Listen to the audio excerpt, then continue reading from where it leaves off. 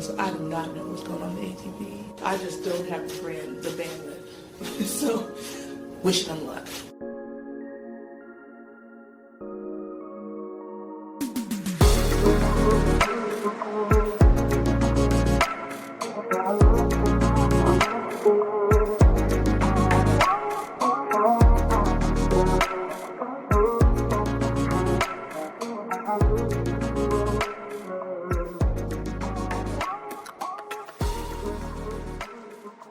Hello everybody, welcome back to the Body Serve. I'm Jonathan. I'm James.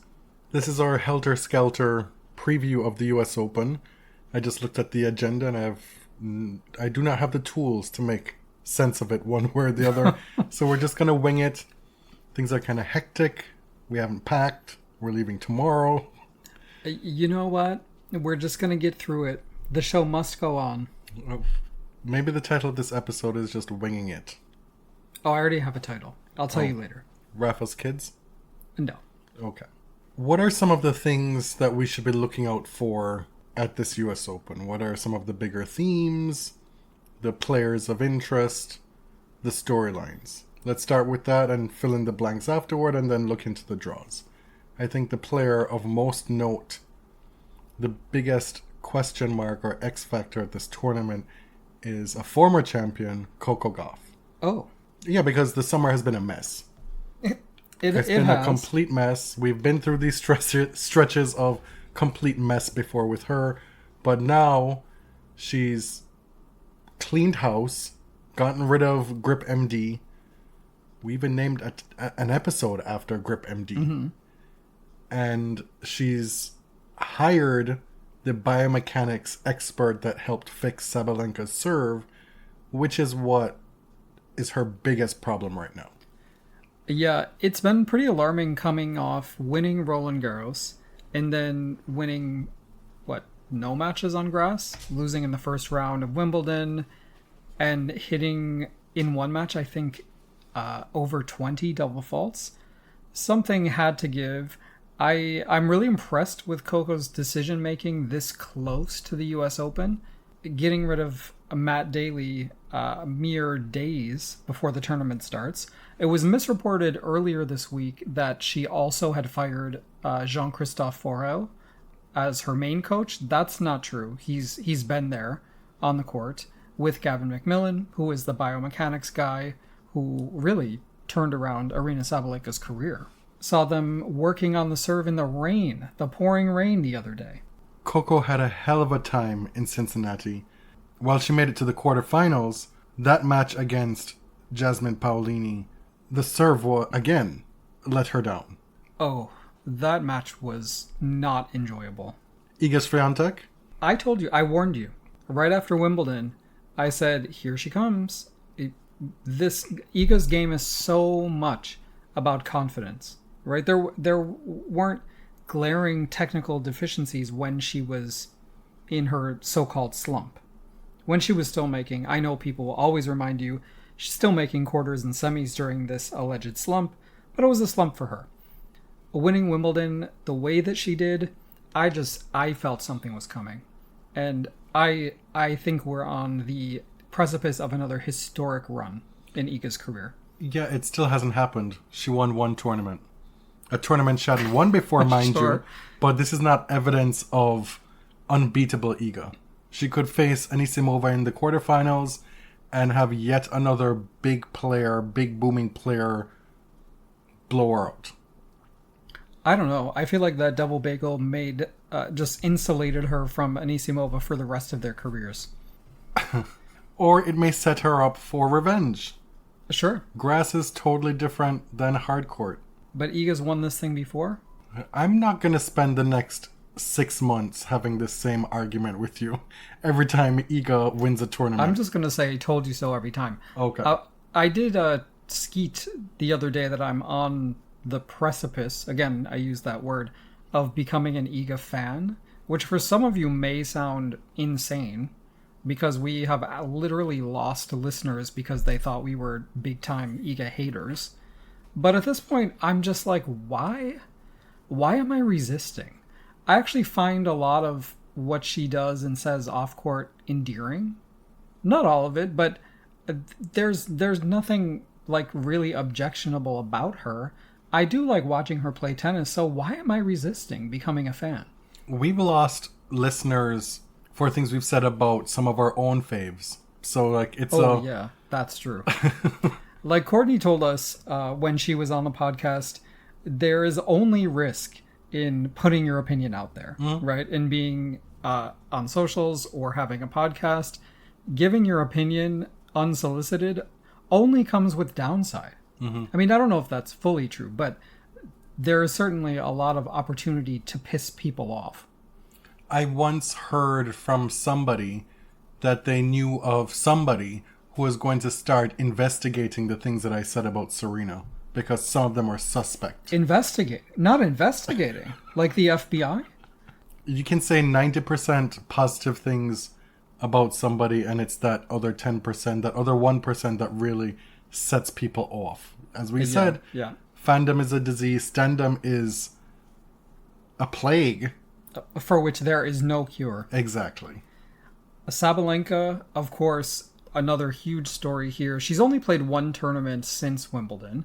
That was Cincinnati, where she came up against a surging Elena Rybakina. Sabalenka, of course, was the champion here last year against Jessie Pegula. I mean, has a great chance, as always, is still the number one player.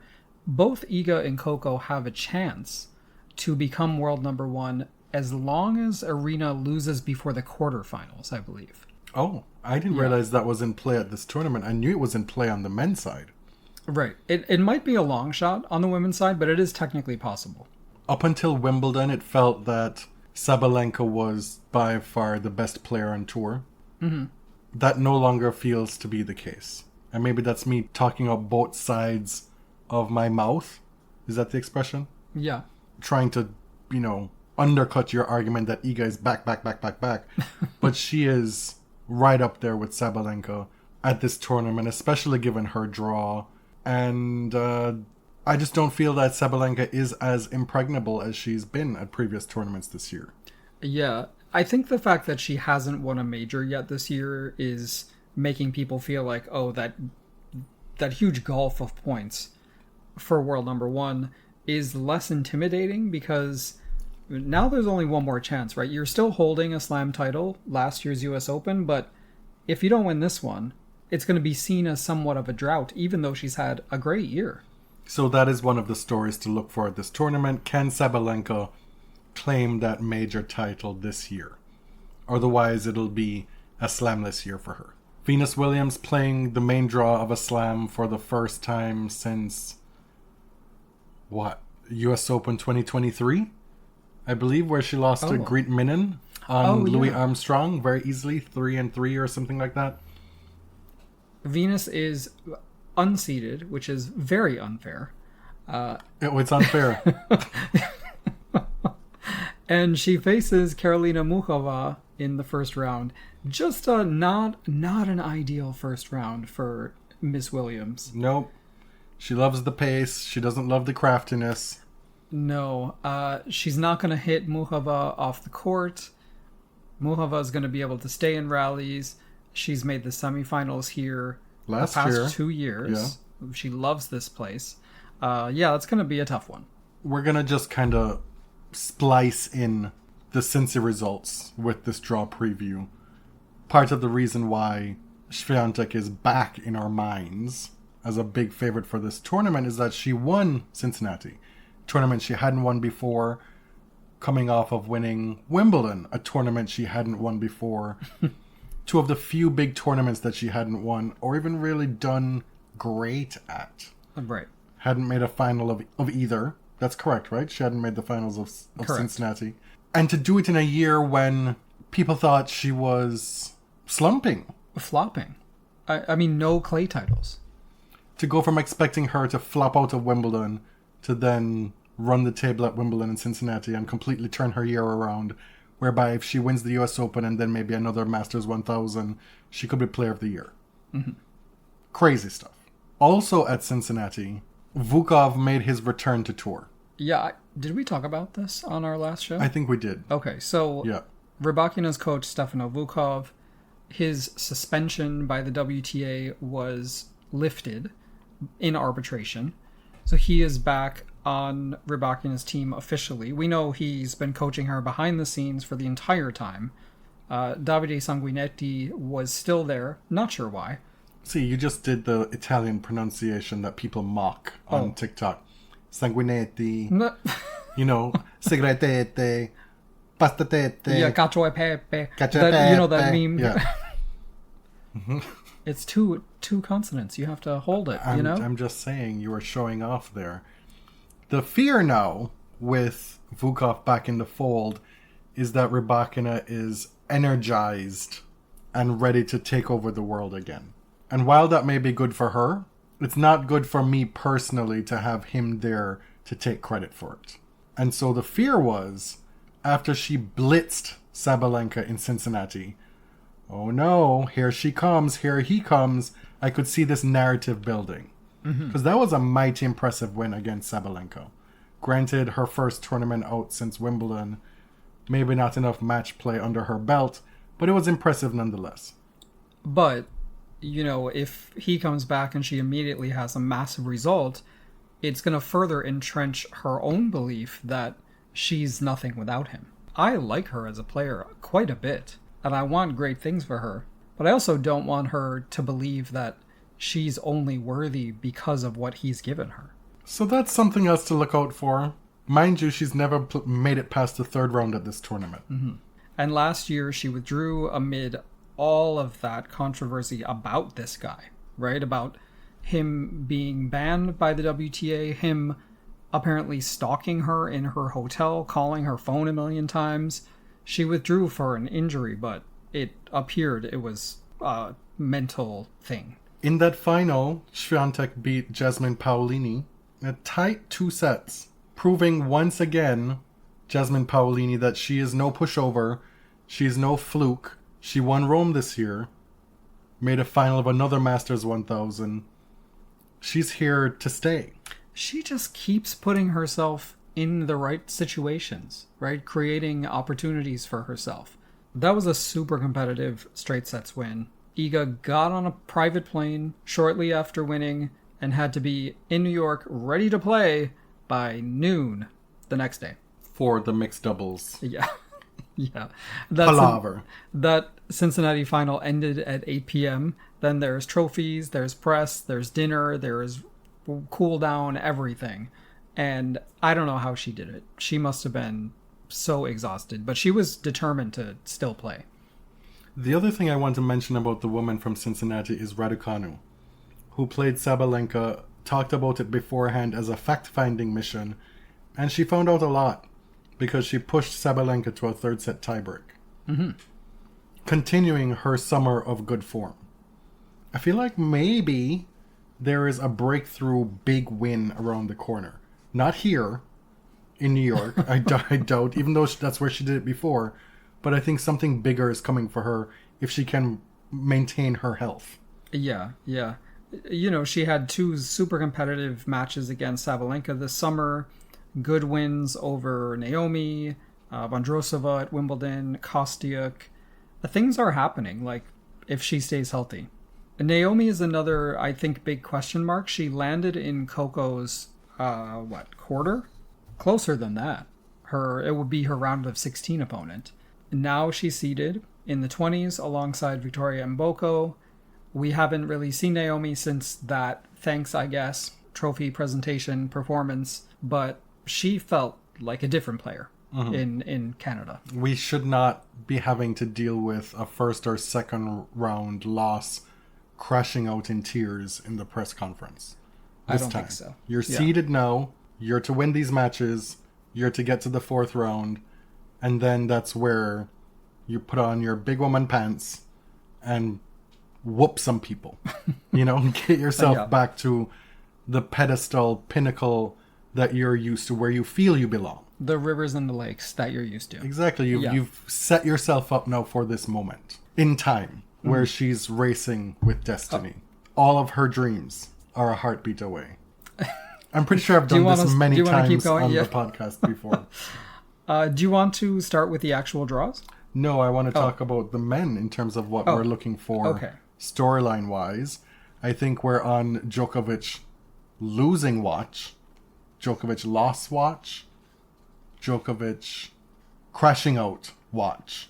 Will it be in the first round against Lerner Tien? Will it be against Francis Tiafoe? How far can he go at this tournament? I don't see it happening for him getting to championship weekend. Wow. Yeah. Well, we have so little data to go on. He hasn't played since Wimbledon. It's clear at this point in your career, you organize your schedule around the majors. We saw him throw the first pitch at a Yankees game. I was surprised it wasn't very good. I really expected more. It wasn't Mariah throwing out the first pitch in Japan? Well, let me just say this. Victoria's was better. Okay. Victoria Mboko, Canadian. She's from Burlington, Ontario, just down the road from here in Toronto. She threw the first pitch at a Blue Jays game, who, by the way, are very good this year, and it's making it difficult to get tickets. Okay, Mr. Bandwagoner. When was the last time you voluntarily looked into going to a Jays game? April 2025, when we went to a Jays game. When I took you to a Jays game because the Braves were playing. And the Braves won. Yeah. Pretty easily. Uh-huh. But the Blue Jays are very good this year. Anyway, Victoria threw out the first pitch to one of my faves, Bo Bichette, even though he cut his hair. And then they had a little hug. It was so adorable. Bo is a big tennis fan. Is he really? Yeah. Anyways, so you think that Novak is going to lose early? Yes. That's one of my, that's like your if only not only predictions for this tournament. I think we're getting into Novak is cooked territory. Wow. Okay, so we know everybody's looking at Sinner and Alcaraz to make the final, yada, yada, yada. Like, what can we add to that discourse? What I would be interested in, personally, is if the also-rans can make some serious noise here. Alex de Minaur has had a really good summer. He's made the also-rans. There's so many ways to describe these people. Let's be serious. Are they part of the lost generation? Are they one of the lost boys? Are they one of the oops, I did it again. I played with my food. Right. But okay, Alex has made the quarterfinals here twice. He's really a perennial quarterfinalist now. No, he's only made 5 slam quarterfinals. Really? Yeah. At all of them? All of them. No, I mean, has he made them at all 4? I believe 3 of the 4. Okay. But maybe all 4. I don't know. And he's in a good place in his career, right? He had a good summer. He was the round of 16 king for a long time. Yes. I'm looking at someone like Andrei Rublev, who's made the quarters here 4 times. Can he break through? What's up with Daniil Medvedev? He's lost to the eventual champion at the US Open 4 times. 2 of those were in the final when he was the runner-up. But this is his most successful tournament. De Minaur has in fact made the quarters of every slam. I thought so. He actually had a De Minaur quarterfinal slam from French Open 2024 to Australian Open 2025. 4 quarterfinals in a row. Oh, okay. But as you can see from this graphic, not much else. Ben Shelton is now a top 10 player. He's seeded number 6 here. Tiafoe, 17. Tiafoe's made the semifinals. I'm asking for the themes, the people to look out, the things we're looking for. Well, those are things to look out for. Like, those are American men who show up here. Okay. Taylor Fritz was the runner-up last year. I don't think he's probably being picked to be the runner-up again, but he is somebody who at least has earned, in my opinion, enough respect to be considered consistent. The hype train is all there for Shelton right now after winning in Toronto. You're looking for these men to challenge Sinner Alcaraz. Okay, I guess that's what that's the theme. Len. Because what can I say about either Sinner or Alcaraz at the moment that hasn't been said? Well, the fact that Sinner just showed up to a Cincinnati final and couldn't win a game and had to retire with illness. Right ahead of a slam. That's something that could throw a spoke in his wheel. Sure. Disrupt his preparation. I mean, he feels like somebody who is totally invincible. Well, he's also had probably the toughest draw of all the top guys. So, we'll see. No. I mean, Carlos is not good. This fear and fear-mongering over Riley Opelka in the first round is just out of proportion. Not just that. People need to get over it. Granted, we're coming off a 2024 US Open where Botic completely shook the tennis world and beat Carlos in the second round. Carlos played rubbish that match. Yeah, but the fear is that he often dicks around in the early rounds. Maybe this will force him not to. If he loses to Rally Opelka, he's getting banned. He's What? serving a TBS ban that is unacceptable. Well, especially after that mixed doubles performance, Riley was not good. Venus should have picked somebody else. The man cannot return. The return that he sent into the bottom of the net on match point is indicative of who he is as a tennis player. To think that he was going to be able to help her to this title is wild. Yeah. I know Miss Williams has a great understanding of how tennis works, and clearly she just took it as a hit and a giggle, because if she was serious about winning this thing, that's not what she needed to have done. She would have called up somebody else. Before we get into the draws, do you want to talk a little bit about this mixed doubles thing? Yeah. There was a lot of shuffling of the draw just a few days before it even started. There was a lot of uncertainty even. Would Iga play? Would she burn the midnight oil figuratively and literally with the jet fuel? Oh, Get it? Oh, got it. Mm-hmm. And make it to Flushing Meadows in time to play this event. Because the Cincy final was on a Monday this year. This tournament, quote-unquote tournament, started on a Tuesday.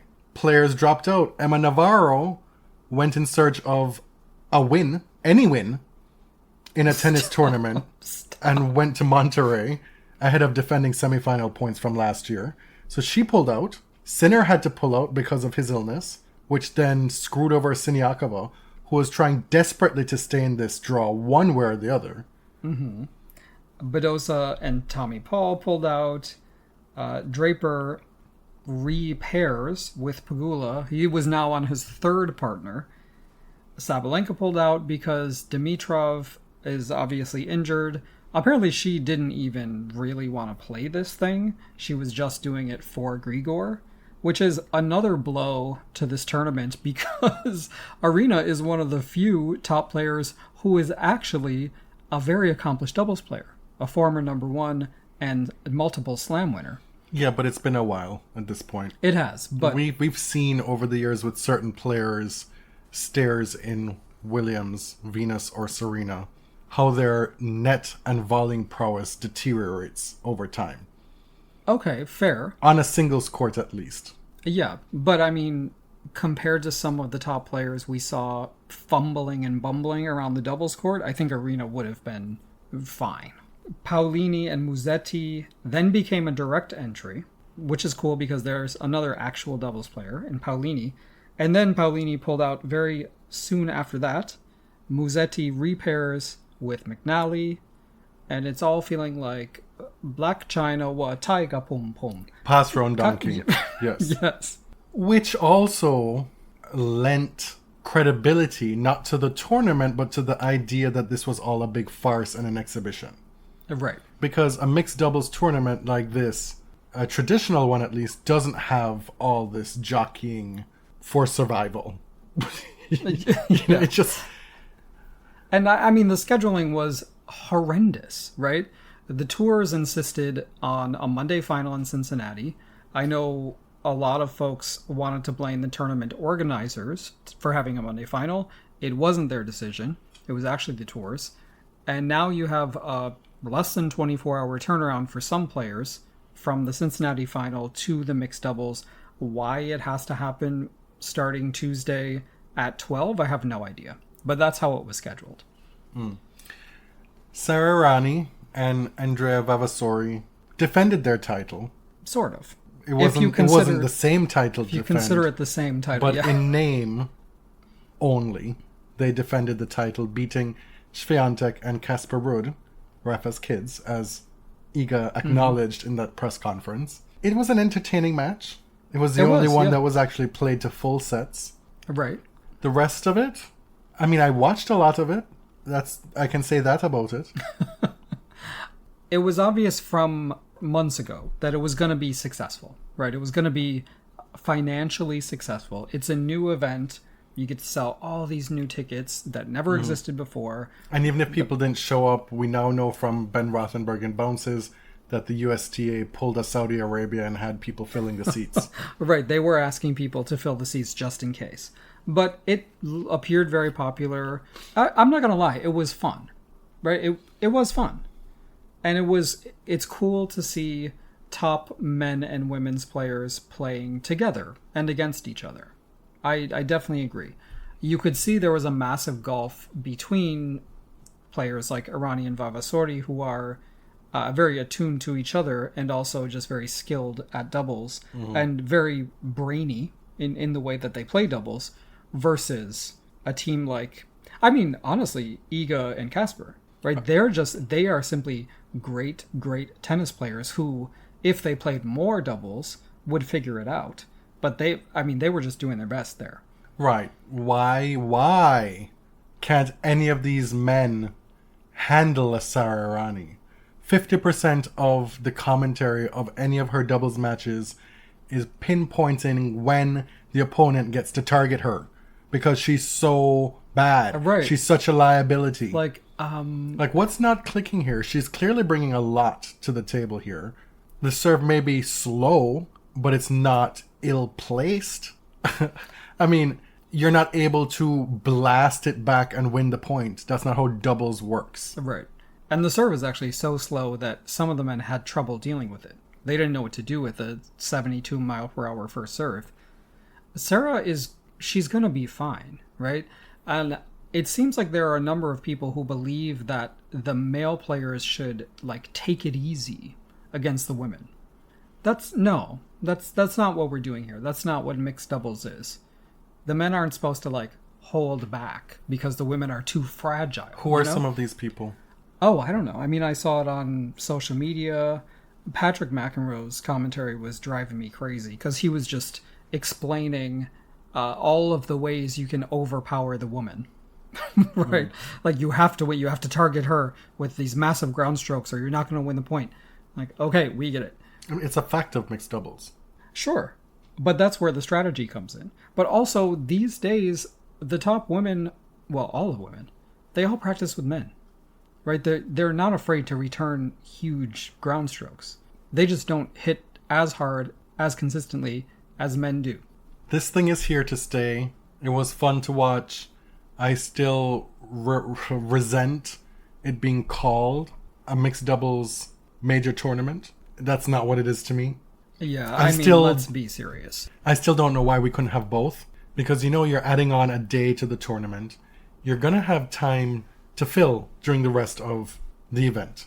I don't know why you couldn't have upped the regular mixed doubles prize money and maybe lopped off a little bit of this one. They don't want it. Right? They made that very clear. They don't want no-name doubles players. They want names. They want people in the stands. And I understand that. But I just wish for this the entry criteria was different. It was the direct entries were all based on singles ranking only, which is a very obvious way to grab top singles players only. They wanted stars. But then for the wild cards, what are the entry requirements? How are they making these decisions? Maybe the remaining 8 teams should all be the best mixed doubles players in the world. If you want the top tennis players to play, fine, get them there, but why can't we have both? A more equal mix. We could have a tournament now that, this has been held once, and we've seen how the specialists are technically way more skilled on a doubles court than the singles players are. Mm-hmm. Maybe set it up where it's a de facto specialist versus star dynamic throughout the whole tournament. A pair of singles players is drawn against a pair of double specialists in all the first round matches. Oh, okay. And then see how it plays out. Yeah, I mean, if you're going to engineer it that much anyway, you might as well just go further, right? If this is going to stay, I think they should give the doubles players a bone here. There's a way to rework it that can be more equitable to both and still have something that looks like what we saw this time. people claim to love it. They claim that it was a success. It's probably not going anywhere. So let's just make it a little bit more equitable for everybody. Yeah, how are you going to have a mixed doubles event where Siniakova and Xie cannot even sniff the draw? It just takes away the credibility of it. Jack Draper and Jesse Pegula were actually a team that I felt like was going to go all the way. Or could. Well, and then I watched a little more and I realized Jack is just very, very inexperienced at doubles. I think if he had a little more experience, Jesse definitely could have dragged him to that title. And then their press conference, where Jack is out here calling it an exhibition, and Jesse says he shouldn't be saying that. And Jack is like, what? It's a this, it's a da. And she's trying to lead him to the water, but he is so dense. He's not getting it. Nothing was penetrating that skull of his. It was crazy work on his part. He said, I'm hearing that a lot. It's a bit of an exhibition, a bit of fun. Why am I so locked in? It's a good opportunity to play, do well, get a lot of points in before next week. Yeah, like, I'm enjoying being locked in. I don't know why it's a crime to be locked in. Like, what are you talking about? This was such a brain rot, like, brick answer. Jesse was like, they told us not to use the word exhibition. Don't say it. And he just went on and on. She was aghast at how this played out.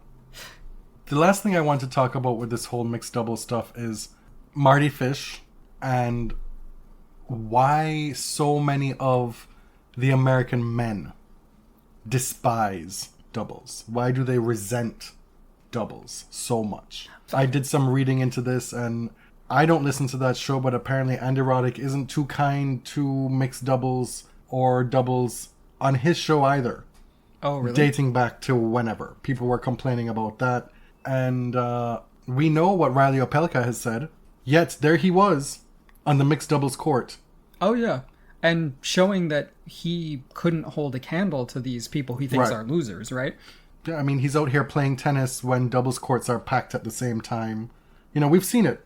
The hypocrisy in this man being brought to light time and time again since he's made those comments. Mm. I think what it boils down to, if I'm being honest, is that this is a nationalistic, jingoistic thing.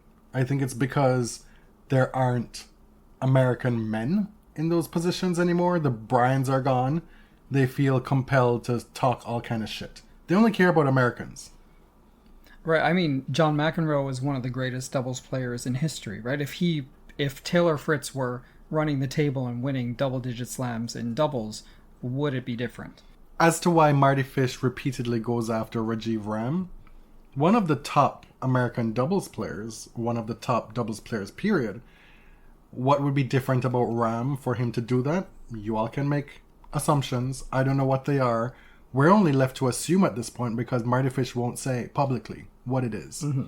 What we know is that a few years ago, he was essentially fired from his Davis Cup job when he refused to play Rajeev Ram in the deciding tie, and the US lost, opting to go with Jack Shue and somebody else. Yeah. In the same month, actually, Mardy was suspended alongside Bob Bryan for promoting a betting site. Mm-hmm. That suspension was itself suspended. There has to be a better word for that, by the way. He didn't serve a suspension, but by January, which was 2 months later, he was out as captain.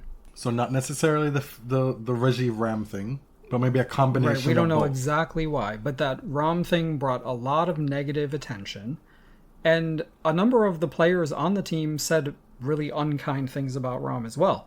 Mm. I don't know him, right? I don't know Rajeev. I don't know what's going on behind the scenes, but why do they all dislike this guy so much? Enough to say that he doesn't really fit in with basically like the frat boy fun times vibe of the team. The man is like 41 years old. Maybe that's why. And the reason why we're talking about this now is because Mardy Fish responded to a tweet from John Wertheim where John said, "No way is Jannik Sinner pulling out of Cincy tennis today and then playing a mixed doubles event tomorrow. We renew our appeal to give Rajeev Ram a US Open mixed wild card." Mardy Fish responded and said, "How about another actual tennis player?" And then he continued to respond to people and double down on it when people called him on it. And the thing is, this is showing that you don't like him. Specifically. Right. You don't like him. Because he's a very successful doubles player. Yeah. You don't like him. You're being incredibly disrespectful. And also, it was apropos of nothing, right? Nobody called his name. It was totally unsolicited. Why are you commenting with that? Like, what is going on here? You were out here showcasing how your career suffered from having to deal with your mental health, having mental health issues throughout your career, right? And you're out here bullying people for no reason. If you're going to continue to do this, tell us what it is, or shut the fuck up. Or keep it on the playground, right? If it's not for no reason, then tell us why. Otherwise, I don't want to hear about it again. Remember we had an episode titled "The Messiest Person You Know Is a Man"? Well, yeah, always. There's just no need for any of this to have happened. Oh, one more thing before we move on.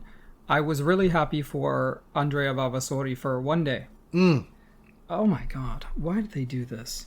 So there was this like fake news slop account on Instagram called Top Tycoons, and it's just all like cards of so and so is doing this. Meloni in Italy is banning so and so from doing everything. It's all like right wing bullshit. It's all curated. A lot for of it is right-wing totally stuff. fake, and the majority of it is homophobic. Yeah, that's clearly their angle. And so there was this headline, a picture of Michael Jordan, and it said, like, Michael Jordan speaks out against pride flags in U.S. schools and sports. Saying and that it should be the usual shit that politics should not be involved in sport. Now, to be clear, this is fake. Michael Jordan never said this. But the first 2 likes on this post are Andrea Vavassori and Alicia Parks. Well, because we follow them on... Yeah, that's why. I didn't mean the first. They weren't running to like it, first. I mean the ones that came first on mine because I know these people, right? Yeah. Why? I'm not in a position to extend the benefit of the doubt at all to tennis players these days. Just because, maybe you saw a picture of Michael Jordan and liked it? Absolutely not. That's not believable in any way. Oh, there's a picture of Michael Jordan and a rainbow flag. I love both things. Right. Like, come on now. No, I don't believe that. It's, it's possible. We know the brain power that we're dealing with tennis players. We do. We do know that part. But likely, I don't know, have the bandwidth to extend that grace. I do know... And it's not there. No, it doesn't exist. I know, or I've heard, that Alicia hangs out with a lot of the gays, a lot of the queers. Mm-hmm. A lot of these straight women have been doing it for clout. A lot of the girlies, a lot of our girlies, hate us. They might love us, oh my god, I love you. But when they go home to a homophobic husband. Or they go open the Bible and read Leviticus and think that what you do is disgusting. And come November, they vote a certain way. You have to be really, really careful about the type of straight people you keep in your life as a queer person. That's all I'm going to say. Mm-hmm. People ask me, where do you go in Toronto? I'm like, there's only one area. It's like a 2-block stretch. Right. I'm not out here cohabiting with straight people in their nightclub environments. Not going to the clubs No, I on have King not West, done that okay, in 20 years. No. Shan't. Draw time. Let's start with the woman. Okay. Aryna Sabalenka, defending champion #1, did not get an easy go of it. Her third round could be Leylah Fernandez, who just won Washington, D.C. Fourth round, Tauson or Mertens. I always forget that Mertens was her former doubles partner. But Sabalenka pretty much owns her in singles, 11-2. But Tauson has a win over Sabalenka this year in Dubai. Where it gets really interesting is her quarterfinal opponent could be someone who just beat her in Cincinnati, Elena Rybakina, or Jasmine Paolini. This quarter is really, it's stacked. There's also Veronika Kudermetova, who, was a semifinalist in Cincinnati? Both Kudermetovas are in this section. Sabalenka could play Polina in the second round. Let's start with early round matches. Okay. We got an all-Canadian one. Rebecca Marino, she qualified to play against Leylah Fernandez. Alexandra Ayala against Clara Tauson in the first round. Shibahara against Raducanu. For all her success this summer, Emma is still unseeded. She's the first player outside of seeding, number 33. McCartney Kessler opens against Magdalenette. Apologies to Miss Kessler there. But that's a tough one to get right off the bat. And then moving even past that, should Kessler win that first match, she likely gets Vondroshova in the second round. Kessler is seated here, number 32. I'm looking a little lower in this half. Barbora Krejcikova versus Vicky Mboko. That is very upsetting to me in many ways. I don't want one of them to lose. Okay, but if one of them will win, whoever wins that match, and more probable if it's Mboko, because Barbora has been struggling. Yeah. Right? Mm-hmm. But if Vicky's able to get through that match, this is a wide open quarter. There are so many struggling players in this quarter. Not least of which the defending finalist from last year, Jessica Pegula. She's been struggling. Emma Navarro can barely buy a win these days. She's got lots of money to do it, but hasn't been able to do it. Wow. Ostapenko is there. She could play Taylor Townsend in the second round. Mira Andreeva is the second highest seed in that quarter. It's 4 against 5, Pegula and Andreeva, should they get to the quarterfinals. But what you may end up seeing, not to put any pressure on Victoria, she just had this huge win, but if she's able to build on it, you could have a really cool fourth round match between Mboko and Andreeva. You could, yep. Andreeva does open against Parks, who we were just talking about. I think, Alicia, let me admit, the tennis that happened this week, I have no idea. I don't know a thing. Sorry to that tennis that happened this week. But I think she had a really good week this week. She made at least the semifinals, so let me see where she is now. She lost the semifinal to Deanna Schneider. Okay. 6-3, 7-6. In Monterey. And you know what you say and how you feel about people who play the week before Slam, so... Well, I'm usually talking about, like, top players. Mm-hmm. But if you can get to the semifinal of a 500 event, when that's not your typical thing, that's a really important thing for your career. There's the woman who you previously referred to as Suitcase Girl. Yeah, Samsonova. Of course, Samsonite is the luggage company. Samsonova could set up an interesting round 3 versus Belinda Bancic. Belinda did not play the US Open last year, but of course she's a former semifinalist here. Anastasia Pavlyuchenkova opens against Diana Yastremska.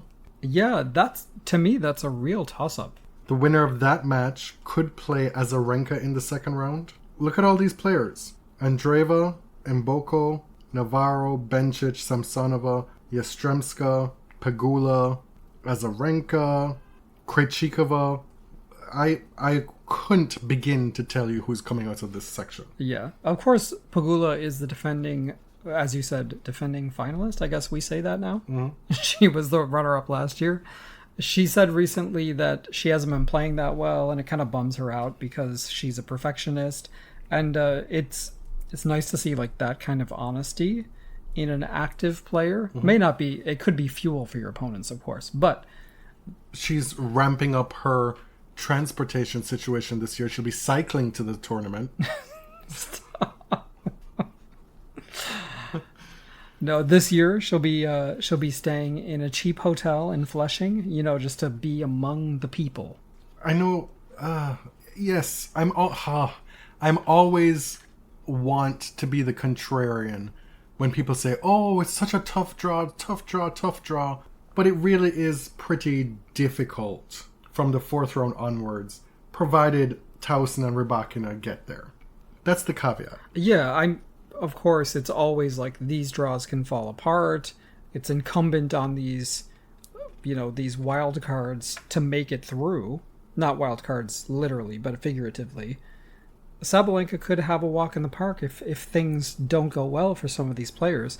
But, I mean, there is a host of people who've excelled recently. Right. A fourth round against Towson is completely different than a fourth round against Christina Buksha. Apologies to that lady. But Arena against Masarova in the first round, Polina Kudermetova in the second round, even Layla in the third round. Layla won a tournament a few weeks ago. Amazing for her. But in this context, against Sabalenka, I still expect Arena to handle that easily. Yeah. Right? So let's hold our horses, and maybe the mid-show, the mid-tournament show, we can see where we're at that point. Right. At that point, we might be setting up a Sabalenka-Rybak in a quarterfinal. Who knows? Right. The second half of the women's draw, right at the top, Madison Keys, and at the bottom, number 2 seed, Iga Swiatek. Number 2 seed. Wasn't she just seeded number 8 at Wimbledon? I know. And she was on the precipice of the top 10 just a few weeks ago, and now she's within striking distance potentially of number 1. Right. Of perhaps the year-end number 1. And funny enough, last year at the US Open, she was the number 1 seed. First round matches here. Petra Kvitova opens against Diane Parry in Petra's final event of her career, correct? Is this the final one? Is this? I don't know. Her final I'm US Open. Because Garcia's here too, and a lot of people thought she had retired. Final US Open of Petra's career. Marta Kostyuk against Katie Boulter. We talked earlier in the show about Karolina Muchova against Venus Williams. Rakimova against Caroline Garcia in the first round. Her final US Open. Potentially her final tournament. Hailey Baptiste against Katerina Siniakova. Donna Vekic against Buzas Monero. This is a tough one. Coco Gauff against Ayla Tomljanovic. If that serve still isn't firing, that could be rough. Danielle Collins opening against Jacqueline Christian. Ashlyn Kruger against Sophia Kenin. The Battle of the Marias. Maria Sakkari against Tatiana Maria. And Laura Sigamund against Diana Schneider. Kalinskaya against Cleva Ngunwe. Yeah, and I'll just add Haddad Maya versus Sone Cartel. Cartel, who had a breakout Wimbledon.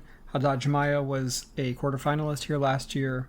The quarterfinal matchup would be Keys Goff in the third quarter, and then Anisimova Swiatek in the fourth quarter. Yeah, I feel like people have been talking about Coco's draw as being really tough, and I mean, yes and no. Buzas Monero potentially in the second round, or Vekic, that is very tough.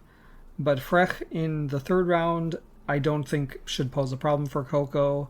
The issue here is, what if Naomi makes the fourth round and looks like she did in the first 5 rounds of Canada, right? We've seen this matchup before. They've taken very different journeys through their career. We've seen the days when Osaka beat Coco easily, but those days are gone. Unless they're not. They could return. Exactly. Keys against Muchova in the fourth round. That would be delicious to watch. I'd sit there for that. Mm-hmm. I'd sit there and eat my food. Can I just say, I love to see Madison Keys as a number 6 seed where she belongs. I hope the ranking stays here. Well, it'd be nice to have a deep run here to offset potential loss of points come the end of January. Mm-hmm. Second round, you could have Hailey Baptiste against Naomi Osaka. Oh. There's a Haitian connection there, you know? Oh, yes. Yeah. Kasatkina Osaka in the third round. A clash of styles, definitely. One spot up from that, I wouldn't discount Noskova's chances against Muchova, even though Karolina has a storied history at the US Open the past few years. This little bit where you have Anisimova opening against gospel great Kim Burrell. Mm-hmm. You have Maya Joint, Danielle Collins, Ashlyn Kruger, Sophia Kenin. Who's going to come out of that? Who's going to make the fourth round from those matches? Yeah. So Danielle Collins said that this US Open will be her final tournament of the year. She hasn't really said anything past that. We saw her in mixed doubles, surprisingly, make the semifinals with Christian Harrison, and they were a late entry as well. Mm-hmm. Of course she picked a Harrison. Yeah. She's very enmeshed in that They're family. very close. Yeah, like they actually... The dad used to be her coach. Mm-hmm. And she and Christian hit together a lot. Like, they know each other really well. Christian is a really good doubles player. Danielle, I think some of the commentators were saying there was something wrong with her shoulder. I don't know what exactly is going on, but she wasn't serving very hard. So I don't think she's necessarily in fighting shape, unfortunately. Well, she lost in Cincinnati to Taylor Townsend and screamed in that final game because she was so pissed that she was injured or / not feeling well, in pain. And that was hard to watch because if you don't know anything about Danielle, a lot of people are predisposed to saying, "Oh, what a brat! Like, how could she behave like that?" But with Danielle, there actually are a number of things that could be causing her pain that she can't control. So that was tough to watch. You also have Lois Boisseau after her deep run at the French Open. She's there in that last quarter.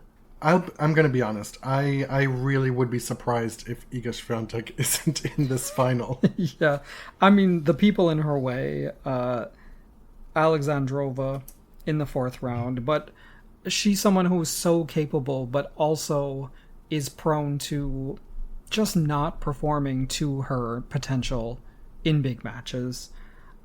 If, in the quarterfinal, are we going to see Anisimova, maybe Svitolina, Haddad Maya? I'd love to see Svitolina get there and see what she can do against Iga, if that is the matchup. Overall, like, we usually don't have a lot of takeaways, a lot of predictions for any of our draws. I think the toughest of the top players is Sabalenka. Goff hasn't gotten an easy road. Iga's is probably as good as she could have hoped, honestly. On the men's side, I alluded earlier that Jannik Sinner had a tough draw. To my untrained eye.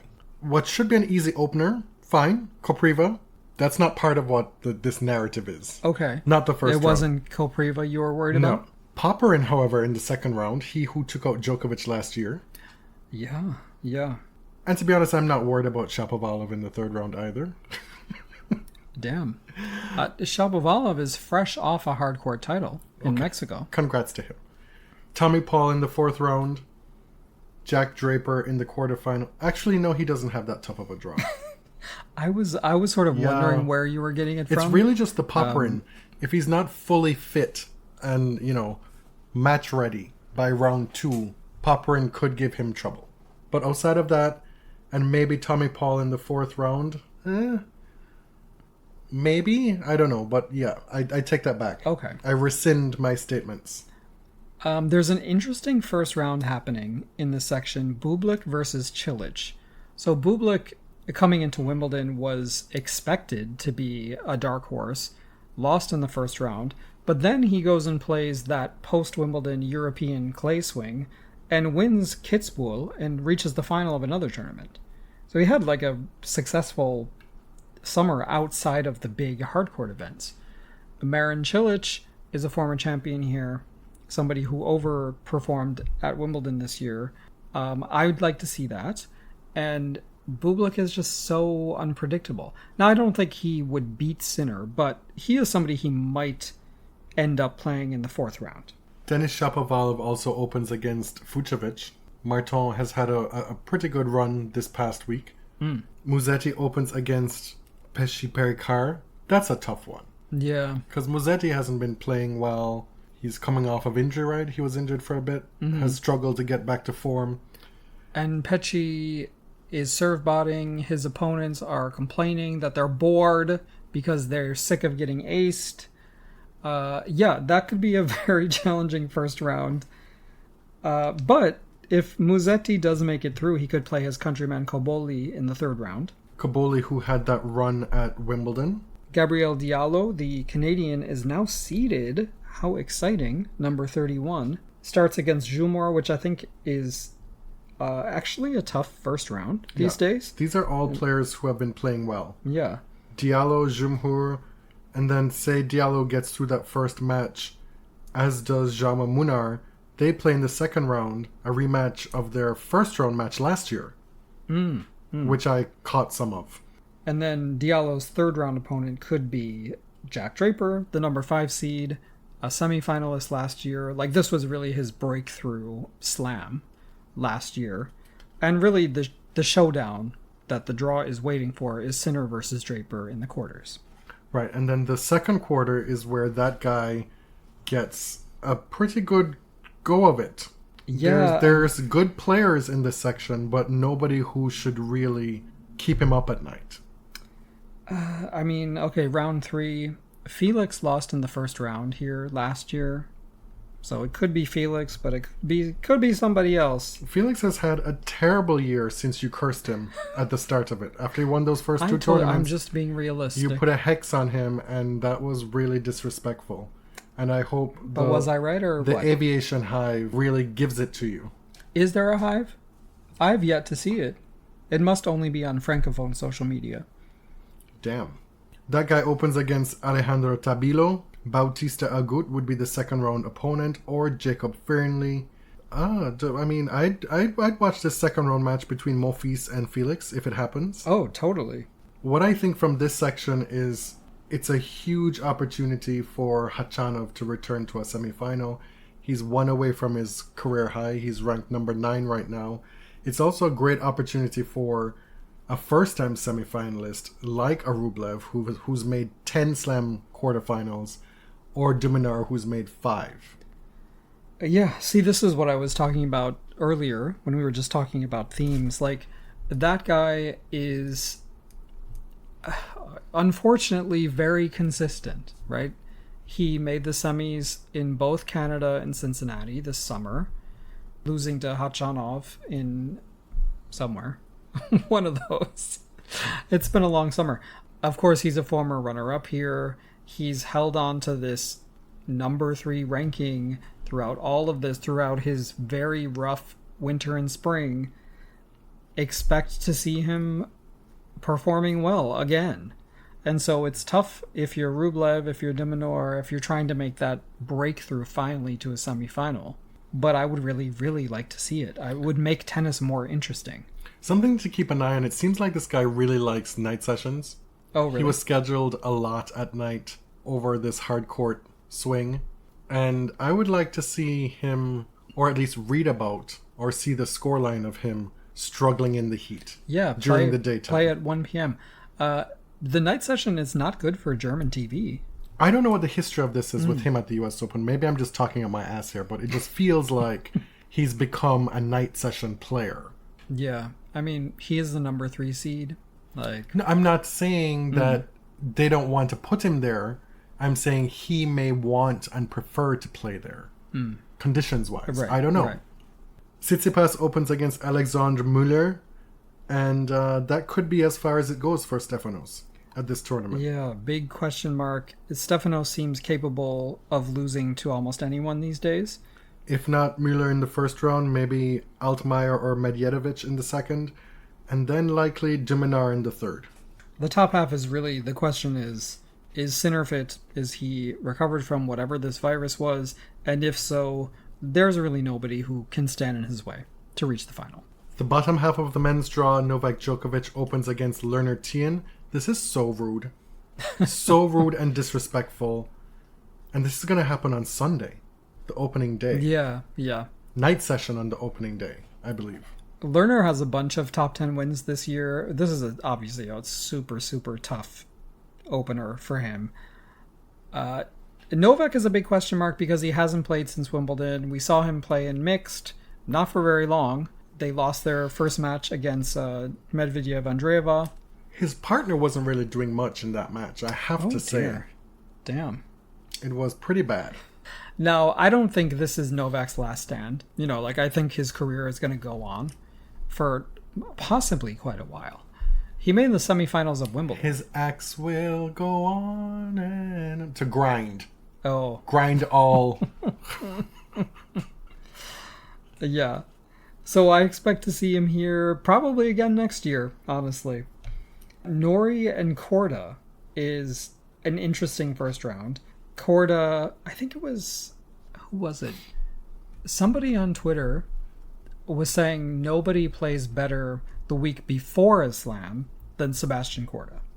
So don't know to expect the week of the slam. Twitter or Blue Sky?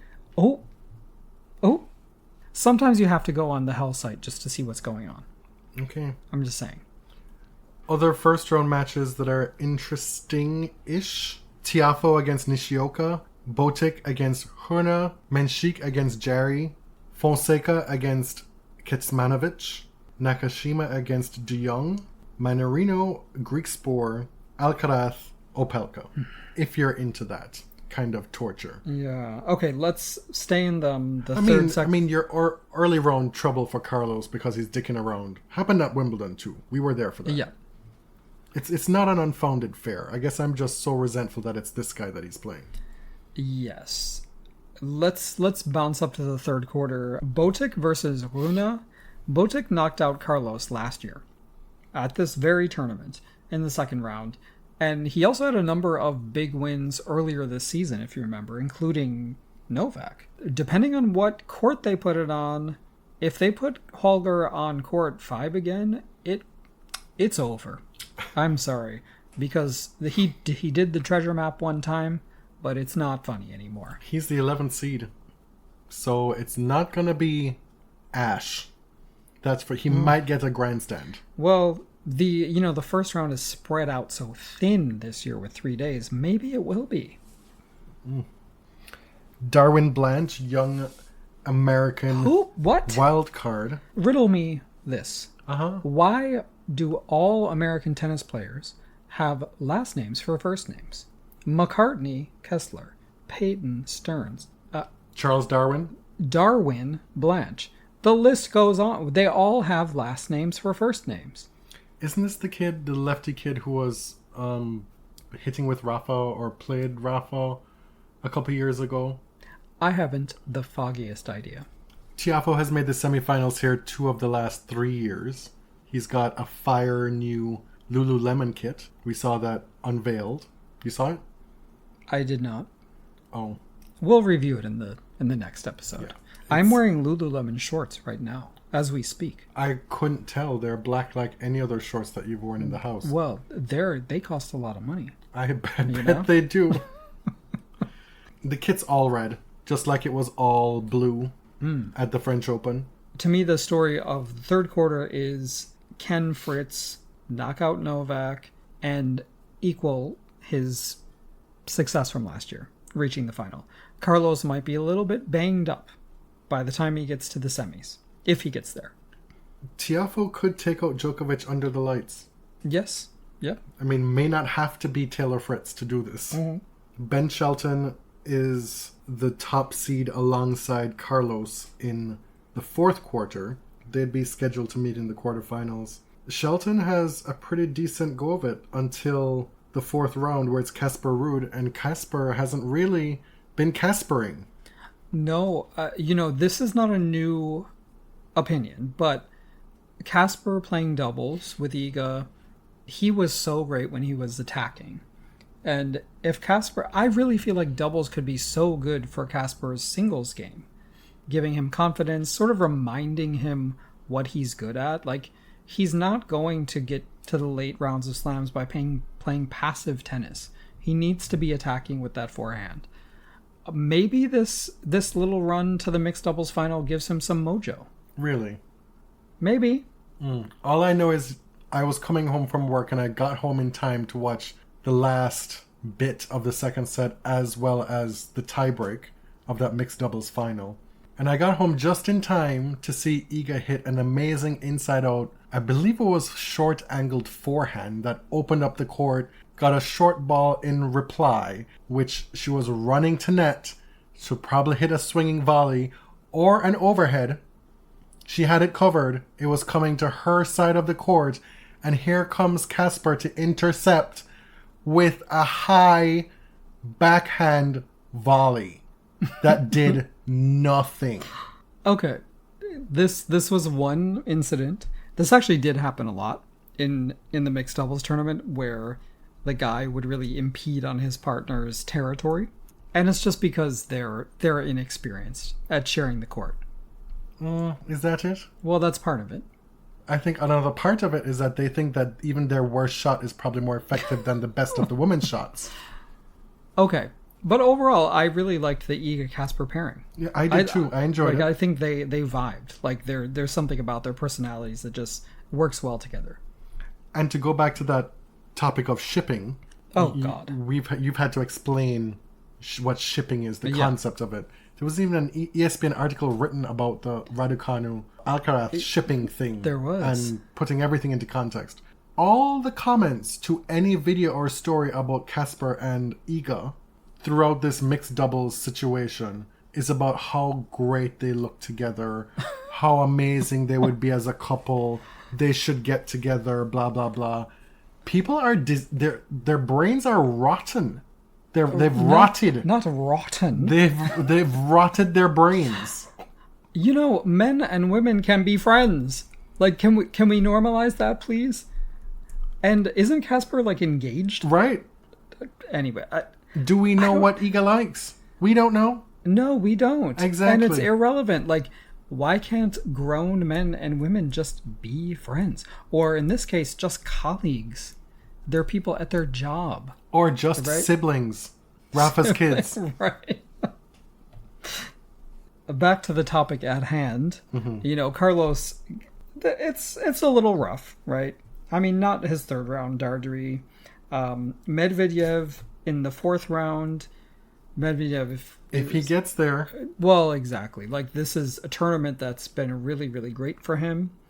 But he hasn't been in great form lately. And I know Andy Roddick and other people kind of did some work on saying, hey, don't disrespect this guy's career. Like, he's had a great career. And also, it's not over. But he's just not in a great place tennis-wise at the moment. He has to get past Yerbu in the third round. Oh, God. I don't even know where we're at, if I'm being honest. ADF, you know? Not we. No, I don't know. I always don't know what where you're referring to. I always know where he and I are. Mm-hmm. But losing the Washington final like that, and I just don't know where his head is going to be at. Okay, so no guarantees in this bottom half, I guess, except that we probably all still expect Sinner Alcaraz again. That seems to be the tenor of men's tennis, and why should that be any different at this tournament? Sure. Fabulous analysis. I'm sure that was very helpful. Okay, so the draws are done. There are just a few things that I wanted to mention. I wanted to mention this one. When the promoing and the marketing for this year's US Open started, we got the first images of the new artwork. 2 years ago was the Billie Jean King one. Stone Groove Smash Hit Wonder. Mm-hmm. You still have yet to put that up on our wall. Yeah, I gotta frame that. But it was kind of an Art Deco homage to the 50th anniversary of Equal Pay at the US Open. My initial reaction was there's a fine line between honoring someone and pilfering their image. Because this artwork attempted to pay homage to Althea Gibson. Mm-hmm. And it wouldn't be the first time the US Open has done this. They constructed that statue, the bust of Althea Gibson outside of Ash. And so I was just wondering, what is this about? How did this come about? And you did the research about it. Because my thinking is these people paid her dust while she was alive. And now they're out here trying to sell millions upon millions of dollars of merch off of her image and likeness. Yeah. You know, it's really tough because Althea... What a fascinating person, first of all. Somebody who had so many interests outside of tennis, who was a singer, golfing, basketball. Right. An incredible athlete by any measure. And a pioneer, obviously. You know, she was playing tennis in a time when Jim Crow was still a thing, when segregation was still a thing, the Voting Rights Act hadn't even been passed. And she grew old and died uncelebrated, right? She wasn't wealthy. In fact, she struggled exactly for quite a bit of her last years. Yeah, and relied on the kindness of some of her friends from the tennis world just to kind of make it. And she wasn't well known by Americans when she died. She's more well known now than she was later in her own life. Okay, this isn't an Althea Gibson biography. Okay. My point is, I'm really happy to see the US Open honor her with the bust and the artwork. But like you said, Althea Gibson is long gone, and she didn't get to share in any of this celebration, right? She wasn't given that honor while she was alive. The artwork is by a Black woman artist named Melissa Kobe. She's actually the first Black artist ever to do the US Open artwork. Melissa's medium is layered paper, so you can see that sort of dimension in the artwork from this year. It was actually created by this paper, done in layers, and then it was photographed for the image that we see on all the merch now. And it's kind of like a cross-section almost of Althea Gibson's profile. On the US Open site, they did kind of a profile of Kobe, and they wrote, quote, "She has never been to the US Open before.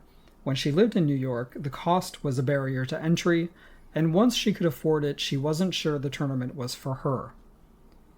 And I felt like this was such a self-own by the US Open. I'm surprised that got published, because the cost is even more a barrier to entry than it's ever been. Like, it hasn't gotten better. It's actually gotten quite a bit worse. So I was surprised that they would publish that. As it turns out, I'm glad that they did the work to actually have this done by a Black artist. Yeah. I'd like to see some of those proceeds go to a charity of some sort as well, rather than the USTA's coffers. Or to the communities surrounding the US Open site, perhaps? It's good PR, at least. They did enough to get me off the scent. You wanted to talk quickly about this. What is this? Tennis court? What is it? Oh, you don't want to talk about overtime tennis. I don't know these people. So... Okay, so they come up on my TikTok a lot. Overtime Tennis does like quick hit interviews with players, and it's like influencer style. They're posting at every single tournament. The influencerization of tennis media is something that has really started to bother me. Really starting to bug me, because they're running out of shit. This past tournament, they did give me your best impersonation of a coffee maker. What the fuck? What are we doing here? Can you leave these people alone? Can you let these players go put on their Beats headphones and just chill out? Well, the tournaments on Tennis TV and Tennis Channel do that kind of stuff too. Why do we need these influencers doing it as well? But the TV is doing it because these influencers are doing it successfully. They're cribbing their style, right? Is it successful? I don't know. I mean, they get a lot of views, right? I enjoyed the one, I don't know who did it, but where the players surprised their fans coming from behind a curtain. Yeah, that was cute. They made it seem like the players were in a press conference and their fans were able to ask them a question and then they just come up. Right. That was cute. That's cute. The tournament put that together. But this influencer style media is now at every tournament. So Overtime Tennis is one of these accounts, and they have a ton of access. Like, I don't know how they got this access, right? They talked to all the players. And at Cincinnati, they said the prompt was, tell me one way you can tell bro's not a tennis player. First of all, anyway, bro, whatever. And Fees says, you can tell by the way they grab the racket. And then, is that different from the grip of the racket? When I hear the way they grab the racket, meaning like how they pick it up. Right. Not necessarily the grip that they play with. I don't know. So tell me now why, out of nowhere, they put up a photo of Zina Garrison on the video, holding her racket. Honestly, fuck you guys. That is so rude.